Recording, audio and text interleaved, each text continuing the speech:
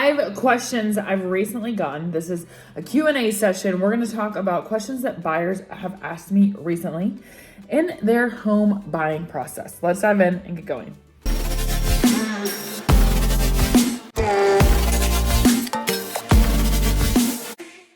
Hey, what's up? It's me, Haley Jones, your local Knoxville and East Tennessee, a real estate agent. I help buyers and sellers find their perfect home or their perfect land, or sell their home, sell their land. In this video, we are talking 5 questions that I've recently been asked, and actually all 5 of these questions are from the same family. The context for them is that they had never been to Tennessee before. There was a job shift happening, and so they were moving here. They came and visited, and on that visit, I met them. We looked at properties. They kind of got a lay of the land. And they asked me these 5 questions, which I thought were pretty interesting. Some of them are common and some were great questions that nobody had ever asked before. So anyways, that being said, I think I first met them in May, and they actually just purchased their home this past month. So they are now Tennessee residents, and we are so excited to have them. So whether you're relocating to Tennessee or you're relocating somewhere else, these are great questions to ask. But if you want to know, like, what does an agent do? How do you work with an agent? Like, what does that look like? This is going to give you some really nice insight. So question number 1 was, my client asked, when you, Haley, have a question, who do you ask? Well, I thought this is a question that no one's ever asked me before, and I think it's super brilliant because real estate, just like life, can be complicated. And it's interesting because when you work with an agent, you sign a form that's called a disclaimer. And that form basically says, hey, I'm a licensed Tennessee real estate agent. I'm not an accountant. I'm not a lawyer. I'm not a title company. I'm not a plumber, a roofer, an electrician. I'm none of those things. I am a licensed real estate agent in the state of Tennessee. That is what that says. And all of our clients sign that document saying, hey, we understand this. But that being said, what happens in real estate transactions? Well, we have home inspections, which raise a lot of questions. We have title issues, like maybe you want to put the deed in the trust and you want to know how to do that. We have questions about title insurance, about all the things. We have questions about the loan and the appraisal, which is really the lender's lane. So I can advise on these things, but I'm not an expert on these. So of course, I have questions, and I also want my buyers to be informed. So when I have a question, it depends on what the question is, who do I ask? So typically, if it is a home inspection related issue, oftentimes I will get clarification from the home inspector. Or if we need a second opinion, say we need to have a structural engineer come out and look at a crack, or we need to have an electrician come and look at something, then we will get that person to come and do that. That's who I ask those questions. Somebody that's specific to the home inspection item, we will get an expert to provide an opinion. What about title questions? So this goes to my contacts that I trust within title companies. At this time, I've worked with so many different title companies. I have some really good relationships and resources to ask. This could be anything from maybe someone's going through a bankruptcy, and there's some sort of a lien or tax situation. A lot of times we have questions about, like, if you want something in a deed, on the deed in a trust or an LLC. The title company is the one that's like the backstop to that. Also, title company is where we ask about title insurance. We ask about anything that's related to kind of if there's a survey, if there's anything related to the property itself, the real property, and like the legal description, those kind of things. Those are all title questions. If there's contract issues, or if on the unfortunate occasion that a real estate colleague has done something that is in breach, then I'll reach out to my broker to step in. This happens rarely. It does happen. But if there is some sort of a contract dispute or question, this becomes a broker issue. And if you're like, what exactly do you mean? So, let me think of a situation where that doesn't like give away too much information. Sometimes you'll have like the listing agent might lie, or the listing agent. For example, I've had an issue where an agent didn't take a sign or didn't say that the property was pending, and this really worried my buyers. So technically that's within that agent's right. Most agents don't do that, but it was really more like the buyers were like, are they trying to sell this out from under us? Once you're under contract, like you're under contract. The sellers are legally bound to that contract. But in this situation, I reached out to my broker and my broker reached out to that agent. So that would be an example where like there's some sort of issue going on with the sell side, etc. And maybe my broker needs to get involved. Also documentation, all that kind of thing. And then what about loans or loan related or appraisal related issues? These go to the lender, and usually the lender is like the point of contact for the underwriter as well as the appraisal service provider. Typically, sometimes more so on the sell side, do I work on the list side when I'm working with the seller? Do I directly speak with the appraiser? There's been a couple times on the buy side where we've needed clarification on like a subject to item. So say for example, you get your appraisal back and the value is okay, but they will not approve the appraisal until, for example, something's fixed, some repair is made. The floor isn't exposed, as an example. And that repair has to be made. You have to send proof of that repair before the underwriter is going to sign off on that appraisal. So in that situation, if it's unclear, we find from the appraiser what the issue is. The lender also helps with this.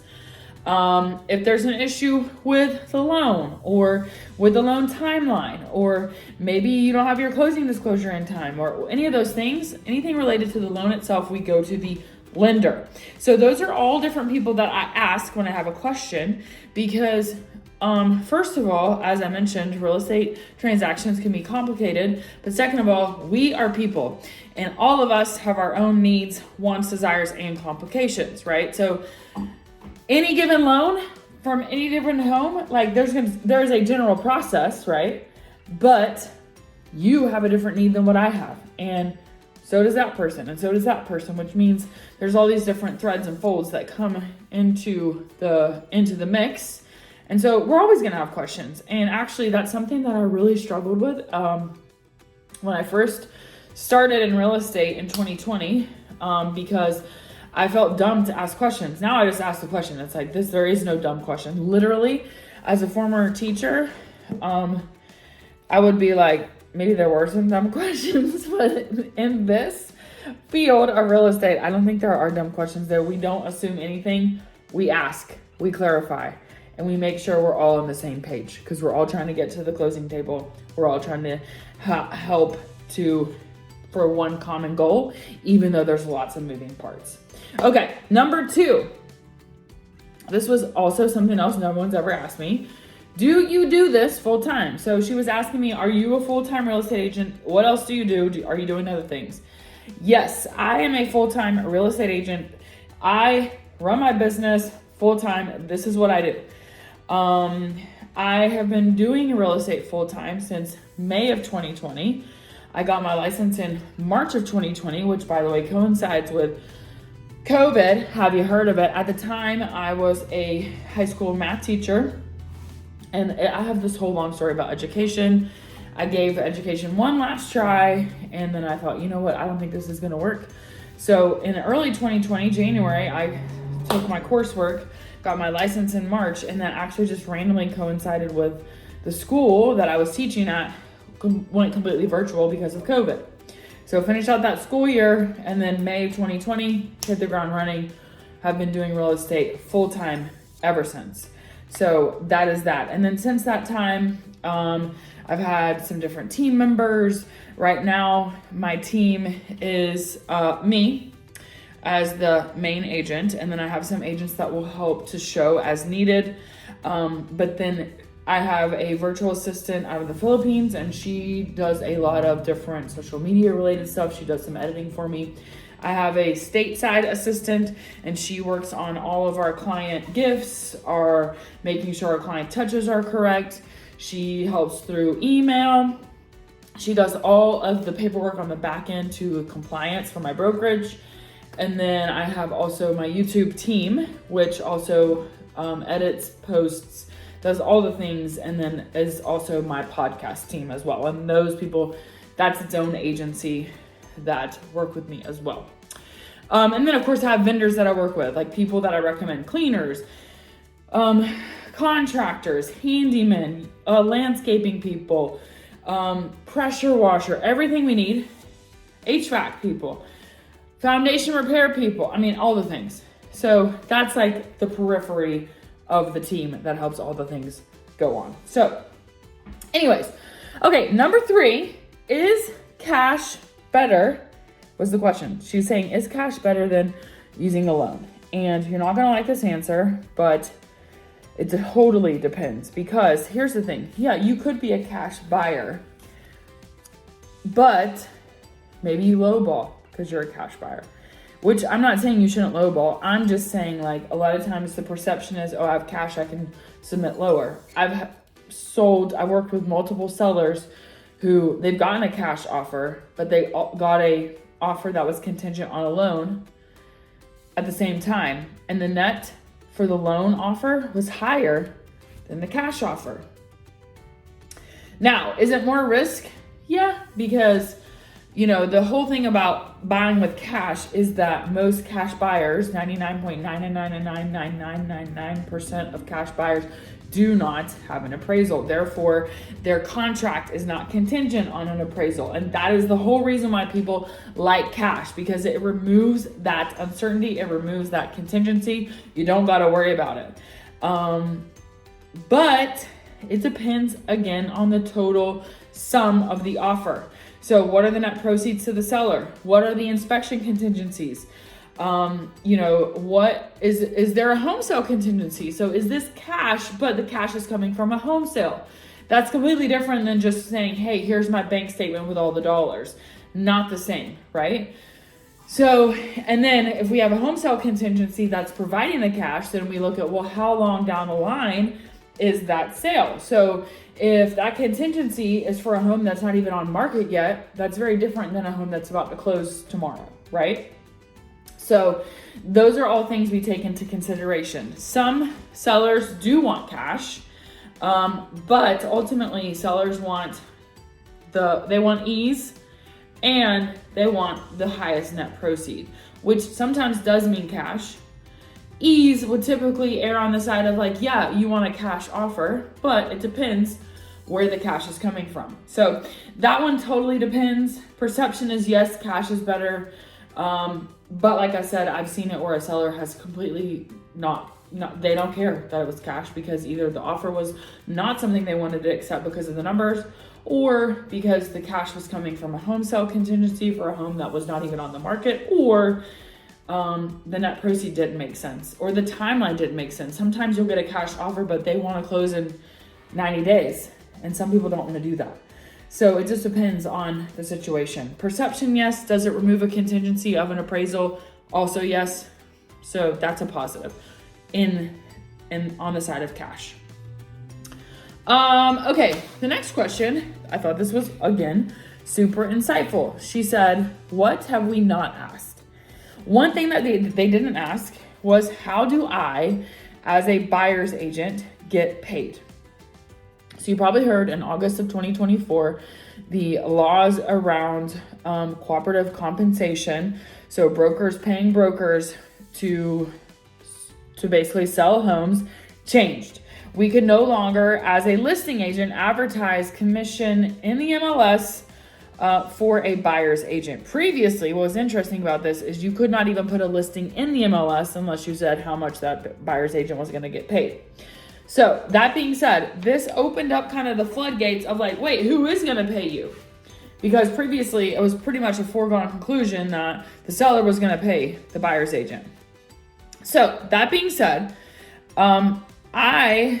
since August of 2024, I personally have not had a buyer that has needed to come out of pocket to pay me. Every seller has paid my commission. Now, why does the seller do that? First of all, there is no sale, there is no dollars without a buyer.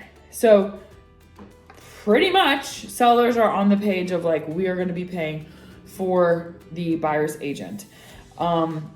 And I actually did a little like analysis in like 6 months into this change in commission. You can go see that video where it shows that 91% of sellers are still paying buyer's agent commissions. So you can go see that. But that being said, typically what happens is the seller is paying the buyer's agent, aka the seller is paying me. Now, where will you see that number? When you submit an offer, there's a section called special stipulations. This is how we do it in Tennessee. I cannot speak to anywhere else, but you're gonna see that it says in that part how much the seller is being asked to pay the buyer's agent. That is now a part of the offer. Before, it was not on the offer at all. It was broker to broker, and now it's the seller paying the buyer's agent. So the seller paying the broker, not broker to broker. So not real estate company to real estate company, which is what it was previously. Because previously on the list side, we negotiated the entire commission to be split between the two agents. Now we do it a little bit differently. So anyways, if you're like, Haley, what the hell are you talking about? Long story short is on your buy rep agreement, the Tennessee form, there's a line on there and it's gonna say how much commission your buyer's agent is charging.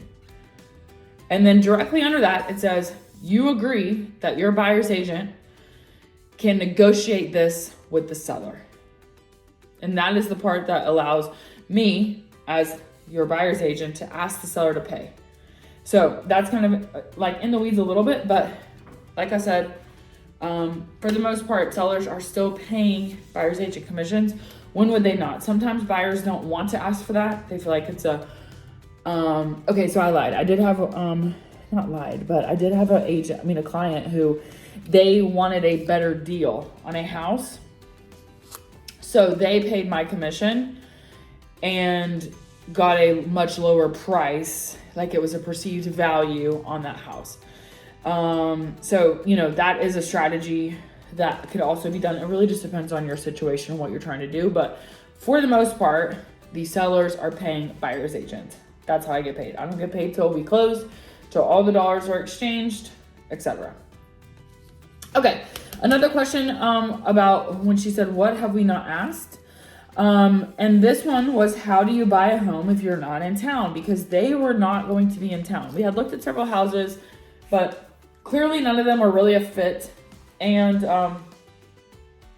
long story short, they weren't going to be coming back out here because they were traveling a long way to come here to begin with. And they knew like, hey, this job is happening. Like, we're going to have to buy a house regardless. So I talked to them about how would you buy a house while you're not in town? And so in that situation, I have a number of buyers that do this. They buy a home, sight unseen, but I video the home. I, get everything, like I do all the things. And those videos are just a tour of me talking about the house. Some clients have very specific needs. So for example, I had some clients, they bought sight unseen. He had a very specific, piece of furniture that was oversized and complicated, and we had to make sure that first of all they could get it in the house, and second of all there was a room that would fit it.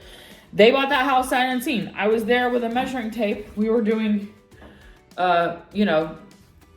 geometry with right triangles trying to figure out if stuff would fit. So basically how that works is my clients will send me a house. Hey Haley, can you go check this house out? First thing I do is like check the surrounding area, check the deed, make sure that if there's nothing there that would be something that they don't want. Then I go video the house for them. They ask questions. If we need a re-video, if we need a FaceTime live, whatever we need to do, we do those things. And then from there, they decide if they want to put an offer or not, and we move forward accordingly.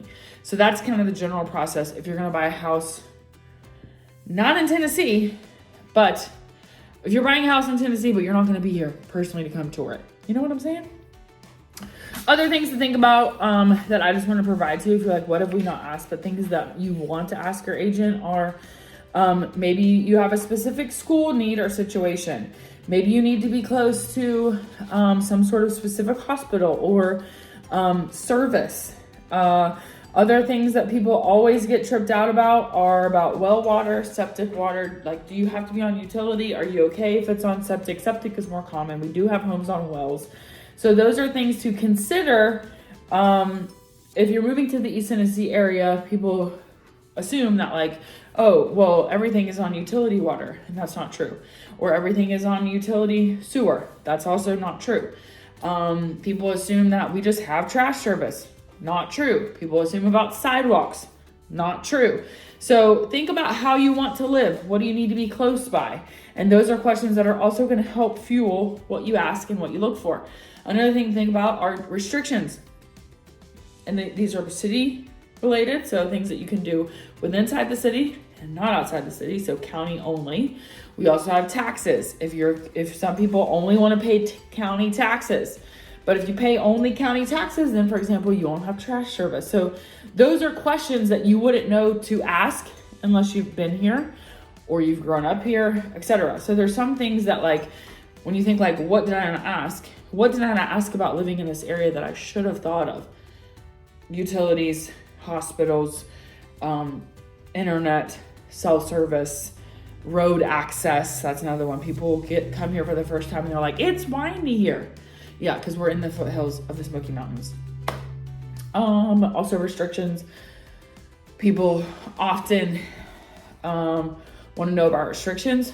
My finding is that most of the time, the restrictions we have here are much less restrictive than any restrictions someone else is talking about from anywhere else, because this is East Tennessee, okay? So that's something to think about if, you want something unrestricted. What does that actually mean to you? When you say unrestricted, what are you saying? If you're saying like, I want to be able to have, I want to be able to put up a Christmas flag, well, probably you can do that, regardless of the neighborhood. I know in some places you can't. So anyways, that being said, things to think about in the what have I not asked category. And finally, this one I thought was funny. Not funny like you're dumb, but I just thought it was funny because nobody's just like actually ever asked this. And she said, what are you called? I call myself a real estate agent. She's like, well, I don't know if you're a realtor or a real estate agent, like whatever. And I said, I refer to myself as a real estate agent because I feel like when you say I'm a realtor, you sound like, you kind of sound like a tool. You know what I'm saying? Like, come on. But some people are very adamant about it, and that's fine. They have their preferences. I just say I am a East Tennessee and Knoxville real estate agent, licensed in the state of Tennessee. So anyways, that is what I call myself, a real estate agent. I think, do I have on my card? I think my cards even say real estate agent. You could say affiliate broker. You could say, there's all different like languages you could use. People know what a real estate agent is. You know what I mean? And maybe it's not a tool to say I'm a realtor. I just think, listen, the very first class I had at the Realtor Association, the guy gets up there and he's like, listen, you're not a realtor, you're a realtor. And I was like, is it really that serious? That's like when people are like, I'm not a teacher, I'm an educator. I mean, come on. You know what I'm saying? Like, there's so many crazy things in life. It's just not that serious. Like, come on. But that's just my personal opinion, So anyways, those are 5 questions that I have gotten recently asked by a client that just closed several weeks ago. And that's where we started. We started with her questions, and I thought some of them were super insightful. So anyways, if you have more questions or things you want me to answer, of course, put them in the comments, because I would love to hear your questions and I would love to answer them. So put them in the comments. Let me know what I missed, things you want to know, all the things. Let me know if you are wanting to sell a house and you're like, hey, hold on, I have seller questions. Put those right there in the comments too. And as always, click subscribe, because I have so much more to share with you. And as I mentioned in this video, this is what I do full time. I am a full-time real estate agent, and clients find me on YouTube. So in full disclosure, this is one way I serve and find clients. So if you need a real estate agent, please give me a call. I would love to talk with you about your goals, what you are looking to do in real estate. Let's get it done. I'm Haley Jones, and I'll see you next time.